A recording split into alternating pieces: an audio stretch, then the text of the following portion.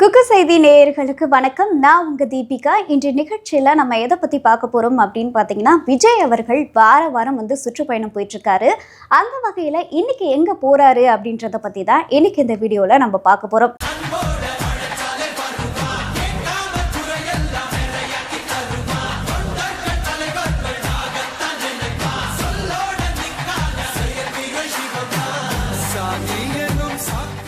விஜய் அவர்கள் முதல்ல பார்த்தீங்க அப்படின்னா சேலம் போகிறதா தான் இருந்தது. திடீர்னு ஒரு மாற்றம் ஏற்பட்டு கரூர் நாமக்கல் தான் இன்னைக்கு வந்து போகிறாரு. ஸோ அப்போது மக்கள் மத்தியில் பல்வேறு கேள்விகள் எழுந்தது. அது மட்டும் இல்லாமல் அரசியல் வட்டாரத்திலுமே இது ஒரு பேசும் பொருளாச்சு.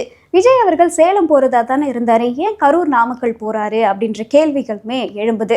ஸோ போன வாரம் பார்த்தீங்க அப்படின்னா இந்த திராவிட முன்னேற்ற கழகம் சார்பாக முப்பெரும் விழா வந்து நடத்தியிருந்தாங்க. ஸோ அந்த விழாவை நடத்தி அவங்களுக்கு எவ்வளோ சப்போர்ட் இருக்குது, அவங்களோட பவர் என்ன அப்படின்ற மாதிரி வந்து காமிச்சிருந்தாங்க.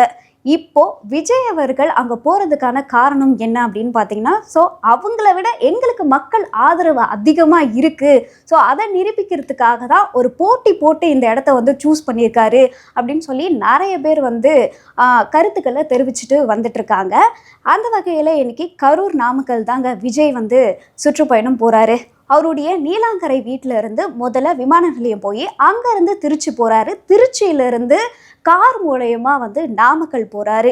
ஸோ நாமக்கல்ல பகுதியில் பார்த்தீங்க அப்படின்னா நிறைய மக்கள் தொண்டர்கள்லாம் வந்து அவரை வரவேற்கிறதுக்காக பாட்டு பாடி டான்ஸ் ஆடி உற்சாகமாக வந்து அங்கே மக்கள் இருக்காங்க.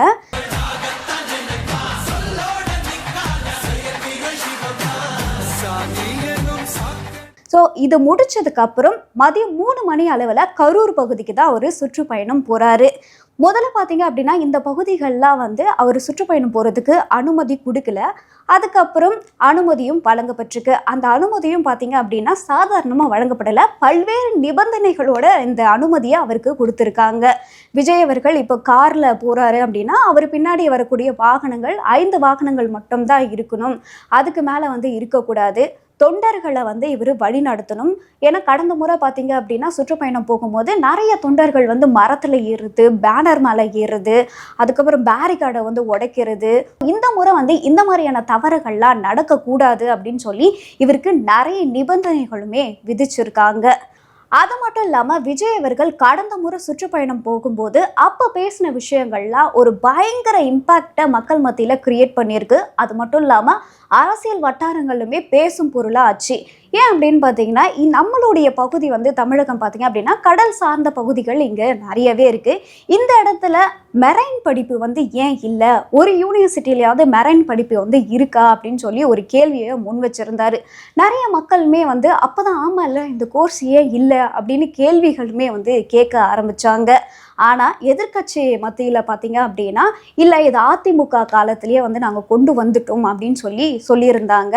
இல்லை நீங்கள் கொண்டு வந்தீங்க அப்படின்னு சொல்கிறீங்க, ஆனால் ஒரு யூனிவர்சிட்டியிலையாவது இந்த கோர்ஸ் இருக்கா அப்படின்னு சொல்லி தாவேகா சார்பாகவும் நிறைய கேள்விகளும் முன்வைக்கப்பட்டது.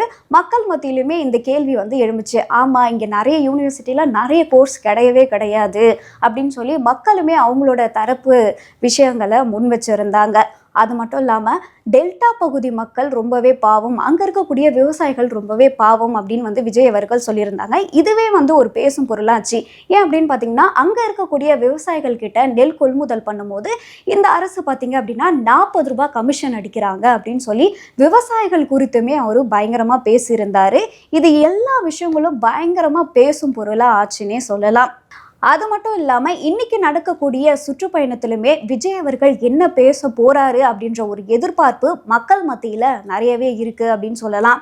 ஆனால் சில பேர் இவர் என்ன பேச போகிறாரு அப்படின்னு பேசிக்கிறாங்க அப்படின்னா இவர் வந்து இந்த தடவை மதுக்கடைகளை பற்றி வந்து பேசுகிறதுக்கான வாய்ப்புகள் இருக்குது, மதுவை ஒழுங்குன்னு பேசுகிறதுக்காக நிறைய வாய்ப்பு இருக்குது. அது மட்டும் இல்லாமல் இந்த தடவை செந்தில் பாலாஜி அவர்களை அவர் கடுமையாக விமர்சிக்கிறதுக்கான வாய்ப்புகள்லாம் இருக்குது கரூர் போகிறதுனால அப்படின்னு பல்வேறு விஷயங்களை அரசியல் வட்டாரத்தில் பேசிட்டு இருக்காங்க. இப்போ விஜய் அவர்கள் பார்த்தீங்க அப்படின்னா அவரோட வீட்டில இருந்து கிளம்பிட்டாரு. ஸோ இவர் முதல்ல திருச்சி போயிட்டு அங்கேருந்து நாமக்கல் போகிறாரு, நாமக்கல்ல இருந்து கரூர் போகிறாரு.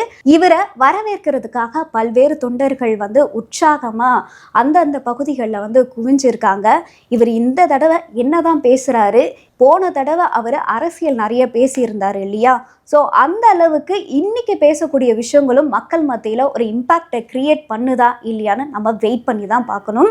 ஸோ அதுவரை உங்களிடமிருந்து விடை பெறுவது நான் உங்கள் தீபிகா. இதை பற்றி நீங்கள் என்ன நினைக்கிறீங்கன்னு சொல்லி கமெண்ட் பண்ணுங்கள்.